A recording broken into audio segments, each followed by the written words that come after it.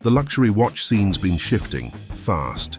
Some Rolex models that used to flip like pancakes are now just sitting. Meanwhile, others still have that magic mix of design, scarcity and swagger that collectors can't resist.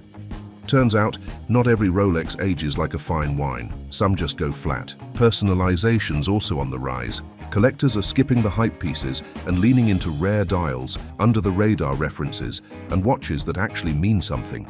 Less what's hot, more what fits. Buying for the algorithm is out. Buying for your own wrist is in. Welcome back to Opulent Oasis. Today, we're calling out the Rolex models that aren't pulling their weight in the grey market anymore, and giving credit where it's due to the ones still worth the chase. It's not about playing the game harder, just playing it smarter. Rolex GMT-Master II Root Beer. The Root Beer GMT has always had its own flavor, literally and stylistically. That brown and black bezel doesn't follow trends. It makes its own. It's vintage coded without being stuck in the past, and still one of the few Rolexes that pulls off color without looking like it's trying too hard. At around $18,700, it's a collector's crush with a price tag to match. It's basically what happens when your grandpa's watch grows up and gets a better job. The resale side, though, it's cooled. Retail prices climbed just high enough to make flippers raise an eyebrow and step back. It's not tanking, just treading water. Collectors still want it, but the instant profit magic is fading. If you're buying one now, make sure it's because you like brown bezels and not green cash. Before we roll into the next one, go ahead and hit that subscribe button. It won't get you on a Rolex waitlist, but it will keep you ahead of the curve. Now, back to the horological drama. Bi-Metal Submariner, a dive icon with declining resale value. The Bi-Metal Sub is for the person who likes their waterproof watches with a splash of drama. It's part stainless steel, part yellow or rose gold, and fully committed to being noticed.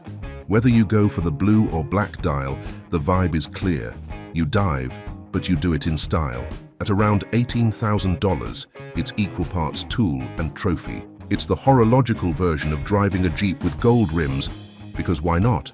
Still, it's lost some love in the grey market. Retail price hikes and changing tastes have pushed it out of the fast flip spotlight. It's not that people don't like it anymore, it's just harder to make a quick buck off it. But for those who actually wear their watches, it's a flex that doesn't need to scream. Just glint. Rolex Steel and Gold Sky-Dweller. The Steel and Gold Sky-Dweller is what happens when Rolex decides a travel watch should wear a proper suit and tie. You get a dual time zone display, an annual calendar, and a fluted gold bezel that makes it feel like you're flying first class, even if you're stuck in 32B. It's elegant without being flashy and functional without feeling technical. Sitting at around $22,450, it's one of those pieces that quietly tells people you're going places, literally and financially. It's basically the horological version of a passport with global entry. That said, it hasn't been the darling of the grey market lately. Retail prices have crept up, while demand from resellers hasn't kept pace. It's not a total miss, it still holds value decently, but the days of flipping it for a quick gain are pretty much over. This is a watch for people who actually use the time zone feature, not just the Instagram caption. If you're buying it, buy it because you'll wear it, not because you're banking on ROI. And honestly, that might be what makes it such a solid choice. Rolex Bi-Metal Datejust 41. The Bi-Metal Datejust 41 is like the well-dressed friend who always shows up on time. Never overdressed, never boring, just consistently put together. Whether you go yellow or Everose gold, it balances flash and restraint like it went to finishing school. With a 41mm case and retail tags around $17,100 rose gold and $16,600 yellow gold, it's the kind of watch that gets approving nods without begging for them. It's the watch equivalent of saying, "I don't do trends," and actually meaning it. Resale though, not what it used to be. The grey market's cooled off and this model's not getting much love from the flippers anymore. Still, if you're wearing your collection instead of stockpiling it, this Datejust holds its ground, timeless, wearable, and quietly flexing all the way through. Rolex Rose Gold Yacht-Master Oysterflex. The Rose Gold Yacht-Master on Oysterflex is what happens when Rolex decides luxury doesn't have to be stiff. It's got that full 18K rose gold case for the flex and a rubber strap that wears like your favorite sneakers. At around $33,300, it's basically saying, yes, I have taste, but I also value circulation in my wrist. It's the only Rolex that looks equally at home on a yacht and in a hoodie. Resale's actually decent, but most collectors don't buy this one to flip. It's too fun to wear. It's sporty, elegant, and doesn't scream for attention like some full gold pieces. It's the kind of watch you put on once and realize you don't want to take off, which, let's be honest, is rare when you're talking about 30 grand on rubber. Lately, more collectors are upgrading what they already own instead of chasing the next hype drop. Like tossing a ruby dial on a rose gold Day-Date II, it'll cost you somewhere between $10,200 and $11,400, but suddenly that watch feels one of one. It's not about shouting, "Look at me." It's about saying, you won't find this in the display case. Think of it as elective surgery for your watch, but make it fabulous. And then there are the big swings, like the 1.1 kilogram Cuban chain iced out with 89 carats of natural diamonds. That's not jewelry, that's architecture. Made from 14,000 gold, 28 millimeter wide, and heavy enough to double as a paperweight, this piece doesn't whisper luxury. It throws it at your face. It's what you wear when your neck deserves a workout too. Seasons change, and so does dealer inventory.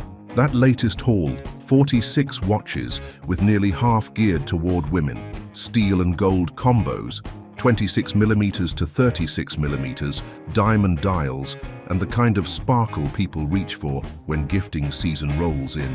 Around the holidays, the focus shifts to smaller, shinier things, bracelets, rings, chains that say, "I thought ahead," even when you didn't. It's the one time of year when dainty outsells Daytona. The heavier hitters, gold subs, Sky-Dwellers, iced out anything, tend to heat up right after. January's when serious collectors show up, wallets ready and resolutions tossed. In luxury, the stamp is the story. Hallmarking's still non-negotiable, especially on gold pieces and anything imported. It tells your buyer this isn't just shiny, it's certified legit. No hallmark, no deal, unless you're into expensive guesswork. Inventory's gotta be just as tight. Logged, priced, tagged like it's going to court.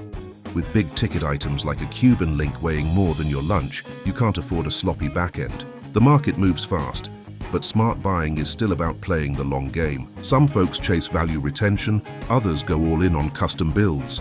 Rare dials, stone sets, the works. If it's unique, it sells, or at least turns heads. The best flex isn't owning what's rare. It's knowing no one else has your version. For collectors, it's personal. Whether you're buying to pass it down or just to see it sparkle every morning, the appeal hasn't changed. Craftsmanship, character, and the kind of luxury that still talks when everything else goes quiet. All right, your turn. Is the root beer still sweet, or has it gone flat? Would you dare mod a Day-Date? Or do you sleep with your warranty card under your pillow? And be honest, is the Yacht-Master on rubber low-key genius or high-end heresy? Tell us in the comments. We love a good watch take, hot or cold. If this video gave you something to think about or laugh at, go ahead and like, subscribe, and dive into our other videos. Plenty more wrist-worthy opinions where that came from. This is Opulent Oasis, where the bezel turns, but the takes stay sharp.